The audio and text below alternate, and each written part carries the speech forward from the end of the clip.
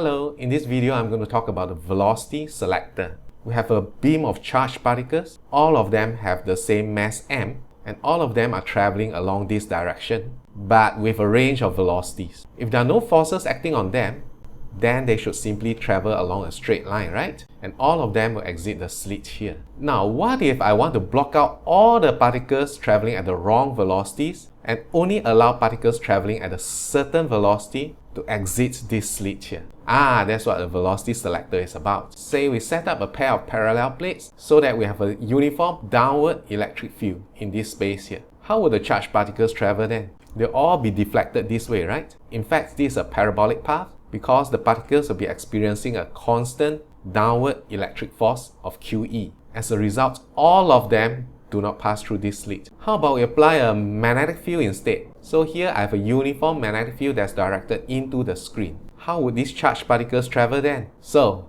Fleming's left-hand rule, index finger pointing into the screen in the direction of the magnetic field, middle finger pointing in the direction of conventional current. So the thumb is pointing upward. So I've chosen the direction of the magnetic field such that these charged particles will be experiencing an upward magnetic force when they enter this region here. So how would the charged particles travel? They'll be traveling along circular paths, right? Why are there so many of them here? Because the magnetic force is directly proportional to velocity. So these particles, they have a range of velocities, right? So those traveling at a slower speed will do this tighter circular path. Those traveling at a faster speed will do a very large radius circular path.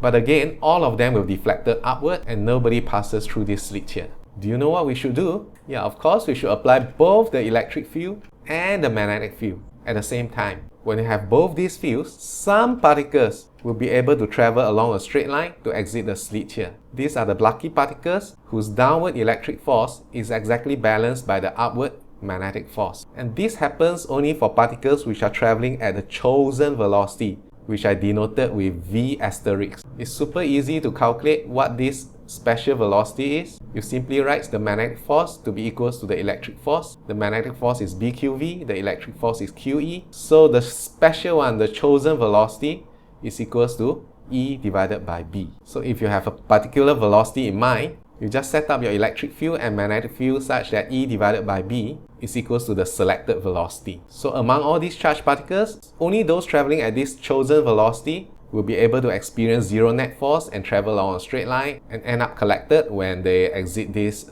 slit here. Those which are traveling at speed higher than the chosen velocity will be experiencing a magnetic force that's stronger than the downward electric force. So they will be somewhat deflected upward. Conversely, if they are traveling too slowly, then the upward magnetic force will be weaker than the downward electric force and they'll end up deflected downward. And that's how we know that those that exit the slit here are all traveling at our chosen velocity. In order for the velocity selector to work, you must arrange for the magnetic force to be in opposite direction to the electric force. If not, there's no chance for the net force to be zero, right? So another configuration would have been for the electric field to be upward instead and the magnetic field to be coming out of the screen instead. But no matter what you do, you should realize that the direction of V and the direction of E and the direction of B, all three of them should be perpendicular to one another. If not, there's no way for the velocity selector to work. Easy? Alright, that's all. Ta-ta!